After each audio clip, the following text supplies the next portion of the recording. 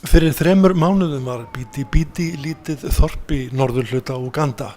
Nú eru hér 4. fjölmennustu samfélög flóttafólks í heiminum. Með rútum sem þessum koma stríðshrjáðir íbúar Suður Súdan í móttökustöðuna í Jumbe héraði. Þeir flýja borgarastríðið, einhverjar grimmilegustu þjóðernishreinsanir síðari ára. Meðal þeirra eru fjölmörg börn sem hafa mist föður eða móður eða báða foreldra. Júra Skóvía er 17 ára, hún er nýkomin í móttökustöðuna í Bíti Bíti. Spurningun það hvort hún hafi komið með foreldrum sínum svarar hún. My parents have been killed by the rebels. Já, foreldrar hennar voru drepnir af skæruliðum.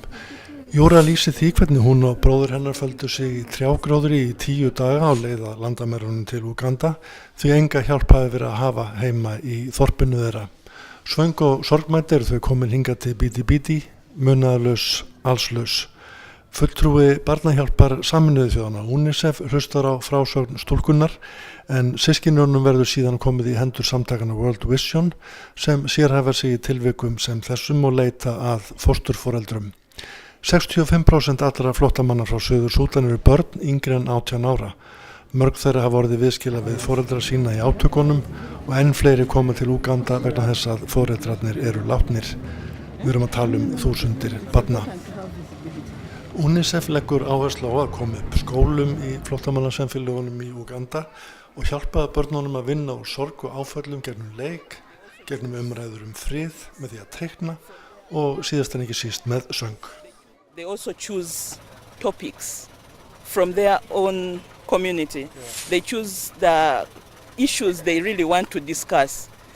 They discuss about what is happening in their families.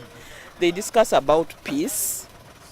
And there are many things that they come up with. And this one helps them to get out those feelings they had within themselves. Yes? They also do drawing. They tell them to draw and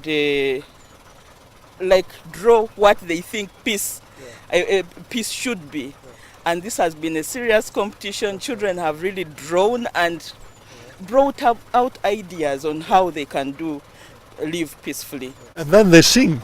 They also sing, yes. And in the classrooms, the classrooms are so tight, eh? They are so crowded. But when they sing, you see them, at least enjoying the environment, much as they are so squeezed in the classroom. Eh?